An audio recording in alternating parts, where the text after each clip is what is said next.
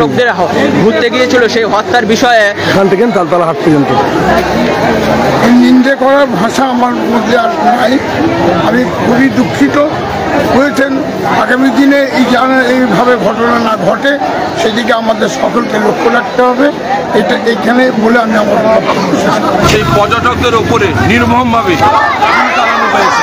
কম বেশি 28টা আমার ভাইদের প্রাণ কেড়ে নিয়েছে। আমরা তারই এই বিষয়টাকে নিয়ে ধর্মীয় ট্যাগ যারা লাগাতে চাইছেন তাদের কাছে আমার আবেদন, বিষয়টাকে নিয়ে ধর্মীয় ট্যাগ লাগাতে চাইবেন না। আপনারা রাজনীতি করার জন্য ধর্ম ভাগ করবেন না, আপনারা রাজনীতি করার জন্য হিন্দু মুসলিমের মধ্যে ঝামেলা বাঁধাবেন না।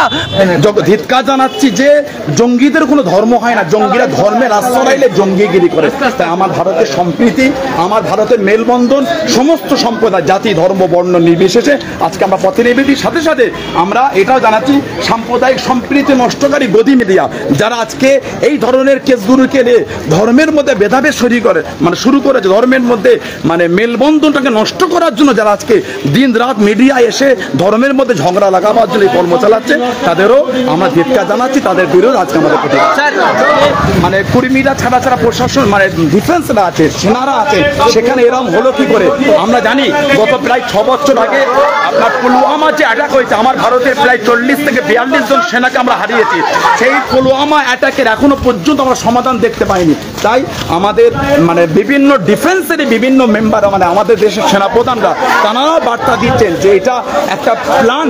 সেখান থেকে সেনা ছাউনি, সেখান থেকে সেনাদের যে দায়িত্ব দেওয়া হয় সেটাকে সরিয়ে নেওয়া হয়েছে, সরিয়ে নিয়ে এই কার্যকলাপ চালানো হয়েছে। এটা আমরা দেশের সেনাদের কাছে এবং দেশের যারা স্বরাষ্ট্র মন্ত্রণালয় তারাও গাফিলতির মধ্যে ঢুকে থাকছে। কেন স্বরাষ্ট্র মন্ত্রণালয়ের দায়িত্ব এটা দেশকে সুরক্ষা দেওয়া, দেশকে সুরক্ষা দেয়, কিন্তু আমরা সেখান থেকে দেখেছি ফেলোয়ার। তাই আমরা অ্যাপিল করেছি যে অন্যায় করেছে যাদের দ্বারা গাফিলতি হয়েছে তাদের অবিলম্বে অ্যারেস্ট করে কঠোর থেকে কঠোর শাস্তি দেওয়া হোক, এটা আমাদের অনুরোধ। আজকে তার জন্য আমরা ধিক্কার মিছিল বার করব।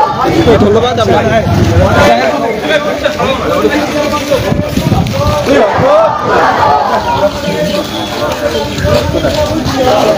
আমরা রাস্তায় নেমেছি, আপনারা নিশ্চয়ই দেখেছেন সোশ্যাল মিডিয়ার মাধ্যমে যে আমরা আমাদের দেশের নাগরিক তারা কাশ্মীরে ঘুরতে গিয়েছিলেন, সেই পর্যটকদের ওপরে নির্মমভাবে চালানো হয়েছে। কম বেশি 28টা আমার ভাইদের প্রাণ কেড়ে নিয়েছে। আমরা তারই প্রতিবাদে আজকে আমরা রাস্তায় নেমেছি। বিশেষ করে আপনারা জানেন আমাদের কেন্দ্র সরকার, বিশেষ করে বিজেপি সরকার যেই থেকে ভারতবর্ষের মাঝখানে এসেছে সেই থেকে আমার দেশের একের পর এক সেনা থেকে নিয়ে আম পাবলিকের উপর আক্রমণ চালিয়ে যাচ্ছে। অবিলম্বে এই সমস্ত আক্রমণ বন্ধ করতে হবে। যারা এই সমস্ত অশান্তি লাগাচ্ছে তাদেরকে অ্যারেস্ট করে দৃষ্টান্তমূলক শাস্তি দিতে হবে।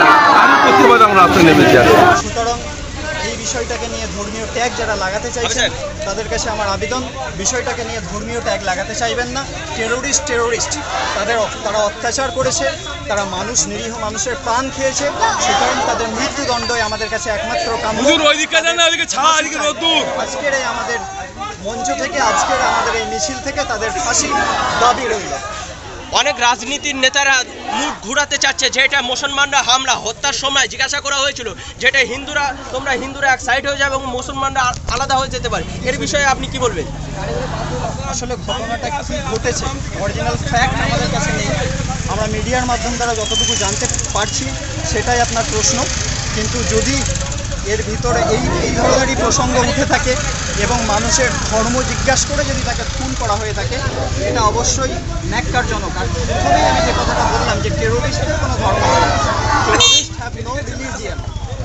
আপনারা রাজনীতি করার জন্য ধর্ম ভাগ করবেন না, আপনারা রাজনীতি করার জন্য হিন্দু মুসলিমের মধ্যে ঝামেলা বাঁধাবেন না।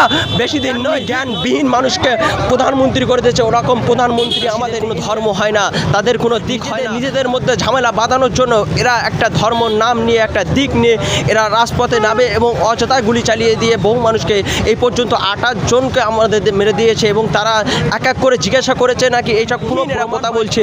আমরা দেখতে পাচ্ছি আজকে ফুরফুরা শরীফের মধ্যে বহু পীরজাদারা এবং বহু পীর সাহেবরা আজকের রাস্তায় নেমেছে, তারা এর প্রতিবাদ করতে।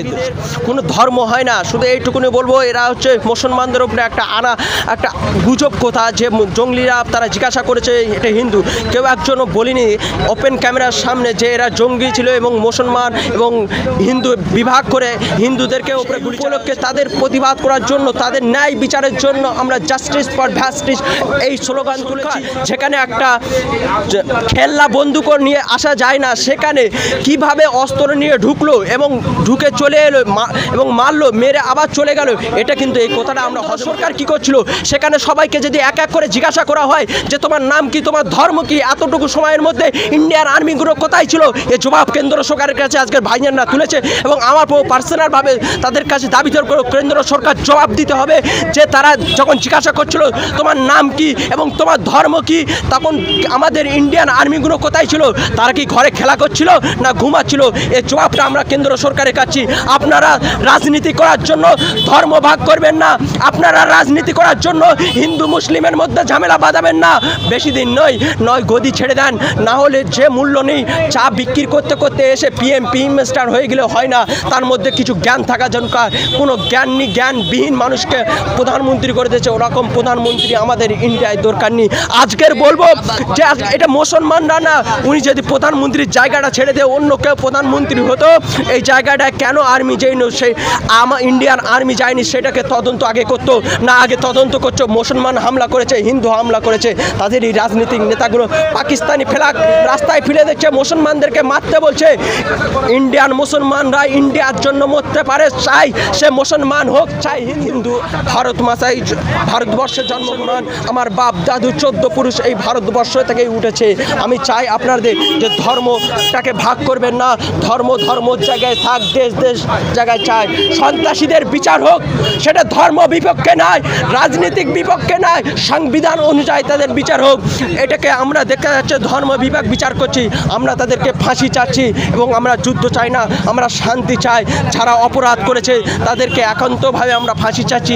এই উপলক্ষে আজকে ফুরফুরা পীর সাহেবদের সাথে আমিও এই ফুরফুরা ফাতিয়া খারিজিয়া দারুল হাদিস মাদ্রাসার মেসকাত ক্লাসের ছাত্র আপনাদের সম্মুখে এলাম।